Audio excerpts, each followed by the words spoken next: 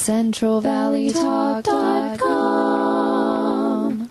Hi, we're back, and we have a nice young lady this morning who's come up from the Bay Area for Rogue, and her name is Irma Herrera. Good morning. How are you? Thank you so much. I'm very well, thank you. Oh, good. I'm so glad to have you here. Well, it's wonderful to be here. This is my first Fringe Festival, so I'm quite excited about it. Oh, yes. And what do you do when you get have to get an audition, or what when you get? Well, the Rogue this? Festival, you apply, and the first X number of people that submit the application get selected. So it's a non-juried production, meaning anyone can perform their work at the Rogue Festival. Well, that's fantastic. And when is this going on? It starts this Friday. Tonight there's a preview show, and each artist gets to perform at 5 different times over the next 2 weekends. Well, I'm really interested in knowing about your playwright. Okay. You are a playwright. What got you into that? Well, I was a lawyer for 30 years, and I was also a journalist. I worked as a civil rights lawyer, and then I decided to take a break. And I have a lot of interest in issues of fairness and justice. And I thought I was writing a book, but it turned into a play. So my play is called Tell Me Your Name, and it uses names as a vehicle to talk about the way that we treat other people and whether we afford them respect or not. That is fantastic. I've never heard that idea before. Well, I've had so many wonderful folks get in touch with me after they see my play to tell me the story of their names that I decided I would also write a companion book called Tell Me Your Name. Wow. And everyone has a name story. Before we went on the air, I asked, how is it that you came to be named Carol? Yeah. And you told me that. And my name is Irma. And I feel strongly about it being pronounced correctly. I know that when people see it spelled I-R-M-A, many people will say Irma. Mm-hmm. And if that's how someone says her name, that's totally okay. But my name is pronounced Irma.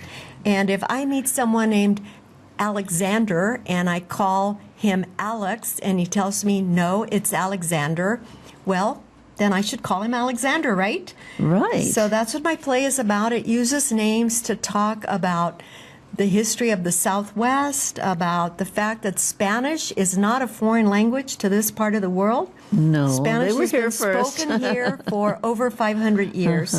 It's true, the Spaniards came and displaced the Native Americans, but Latinos, Mexicanos are not new to this part of the world. No, they aren't. No, I had a friend who had relatives way back in the beginning with the Yes, Spanish government before things changed. You know, people often ask me when I tell them my name is Irma, where are you from? And I tell them, well, I'm from the Bay Area. And before then, I say, well, I was born and raised in Texas. Before then, well, I was born and raised in Texas. Where are you really from? Well, I'm from here. I just happen to be of Mexican-American ancestry, and I have a name that's Irma. So I've had a lot of fun writing the play, and sometimes people ask me, how can you go from being a lawyer to a playwright? But it's not very different. As a lawyer, you tell stories. You tell your client's story.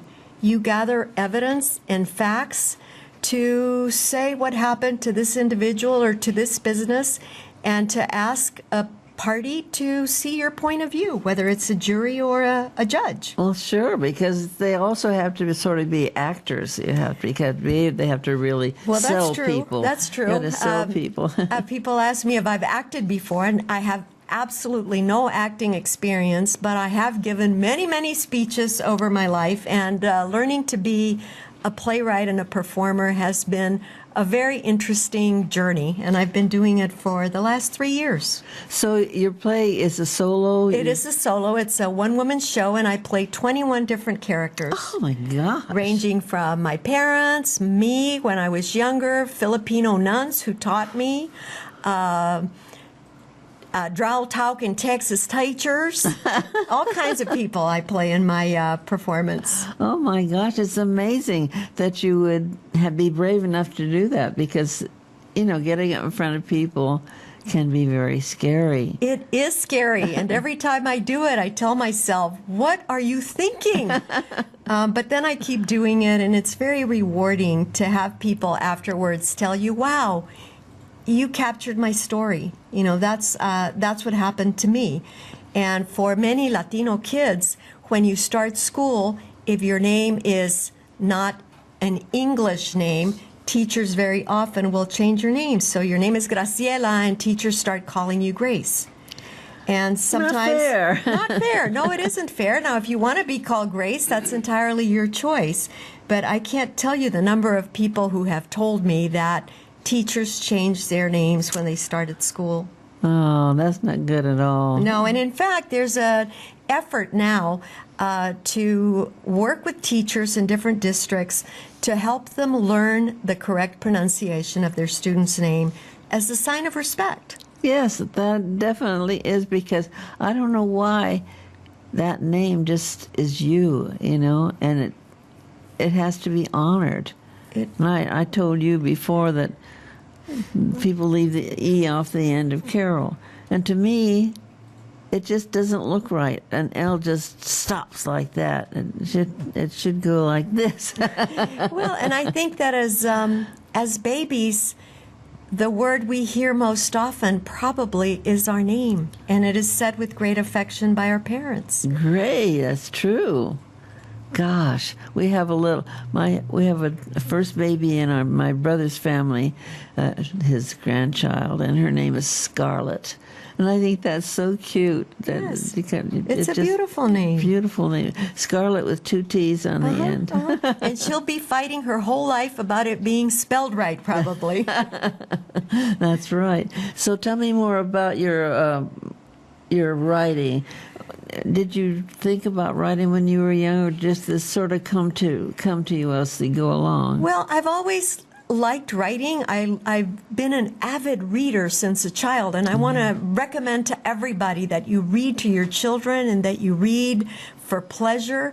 So I was an avid reader. I think I read half the books in the Alice Library by the time I was 12 or 13. And even though I never had a chance to travel till I became an adult, I felt that through books I traveled the world as a child. And so I've been a big lover of the written word. And then as a student, you go to college, law school, you do a lot of writing. And then I've always written for myself. Often I don't know how I think or what I feel about something until I start writing it down. And I recommend this to everybody. If you're upset about something, write it. Get it out of your head, because it's spinning in your head. That's right. Get it out of your head and write it down, even if you never look at it again, if you never show it to anybody. But writing is very healing. And so I've been writing my whole life. As I mentioned also, I thought I was writing a book, and I did start writing a book many years ago. And then I sort of lost interest, and I started taking a class about storytelling. And much of the material that was going into my book has now worked itself into my play. And I'm getting new material every time. So I performed my play the first time last spring. And it's changed quite a bit since then, because the nature of the political situation in our country has changed. And all of that is reflected in my work. That is fantastic. I just love, one thing I love about this job is that the people come in and tell me that they're doing things for other people. It's just like the me stuff is, I think, is going out. I really do. I think people are starting to realize that we're all one. And our stories are universal. You can understand people from very different cultures than your own by getting to know them as human beings. Right. And you find out that we have many more things in common than we have differences. Oh, that's for sure. I mean, I love people. It sounds silly, but I do. And I like to just go up to somebody and say, I love your dress, or, you know, something. And it just wakes them up, you know. Yeah. It's really a good connection. I have a friend who says sometimes she just smiles randomly at people on the street and that it makes other people smile back. And sometimes they don't, but that it leaves her feeling better. Yeah, that's for sure. Well, tell me, what are you going to be doing at the Rogue? Well, I'm going to be performing my play. It's an hour long, and I play 21 characters. I've got music in it. You'll be able to laugh because it's a mashup of stand-up comedy. It's part memoir. It's filled with history about the Southwest. It's language lab. I teach people about many words that we take for granted. Like, do you know what Sierra Nevada means? We all know the Sierra Nevada mountains, but Yeah, Sierra that's all I Nevada is snow-covered mountain range. Isn't that pretty? Oh my gosh, and that's exactly what it is. It's exactly what it is. And then there's the town of Tiburon in the peninsula, in the Bay Area. Well, tiburon means shark.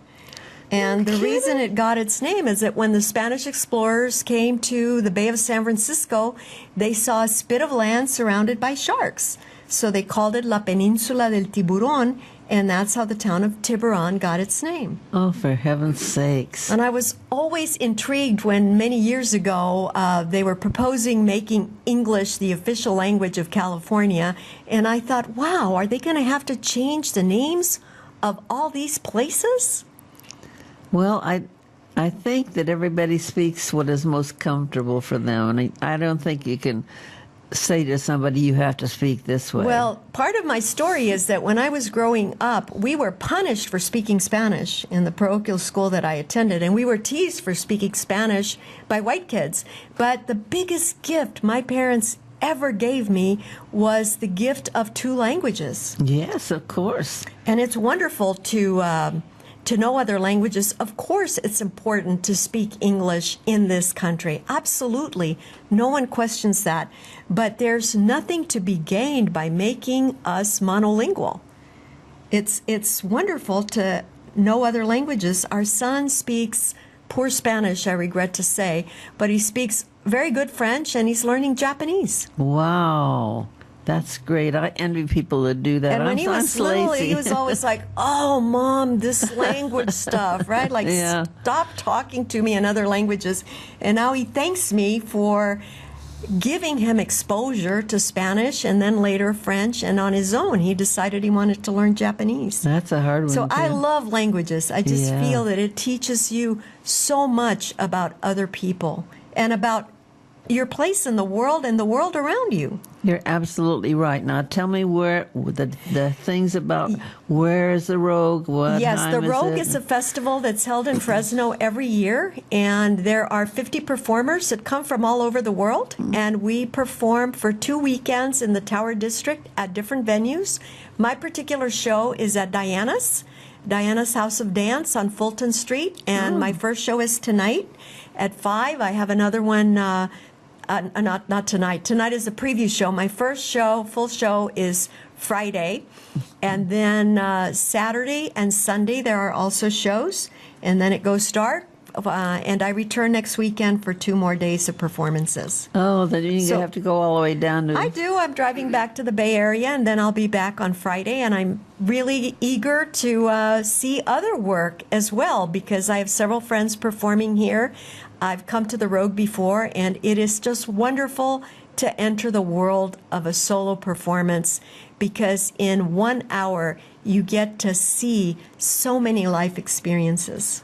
That is fantastic. Well, I would tell everybody, go and see this, because this is a woman who's doing something totally different and totally important. Thank you. And I'm so glad you came in, and come back when other things happen. All And right, when my book is out. Yes, when your book is out, you got to come back. Thank you so much, Hey, Carol. Thank you, honey. Thanks for Thank coming you. in. We'll be right back.